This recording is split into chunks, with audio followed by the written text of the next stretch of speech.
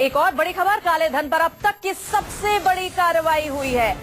आपको बताएं, पुणे में इनकम टैक्स विभाग ने अब तक की सबसे बड़ी कार्रवाई की है। यहां बैंक ऑफ महाराष्ट्र से इनकम टैक्स विभाग ने 10 करोड़ रुपए बरामद किए हैं। यहां बड़ी बात यह है कि ये रकम बैंक में 15 लॉकर में रखे गए थे। पकड़े गए नोटों में 7.5 करोड़ रुपए के 2-2 हजार के नए नोट हैं, 2.5 करोड़ 100 के नोट हैं और बताया जा रहा है कि ये सारी रकम एक बड़ी कंपनी ने बैंक के लॉकर्स में रखी थी। इस पर ज्यादा बातचीत के लिए हमारे संवाददाता दीपक दुबे हमारे साथ जुड़ गए हैं। दीपक, जाहिर तौर पर ये एक बड़ा छापा है।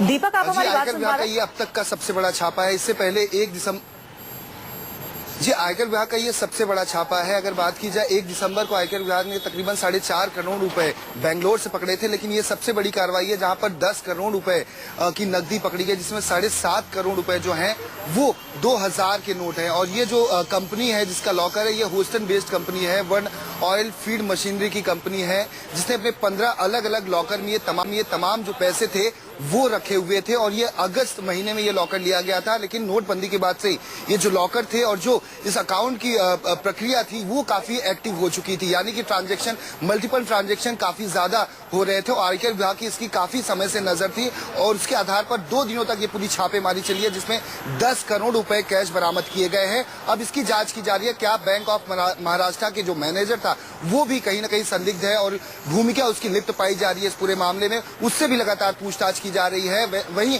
आयकर विभाग लगातार देश भर में अलग अलग छापेमारी कर रही है, लेकिन अब तक की ये सबसे बड़ी छापेमारी है। जी, इसके अलावा दीपक, जिस कंपनी के ये पैसे बताए जा रहे हैं, क्या उस कंपनी में लोगों से पूछताछ चल रही है?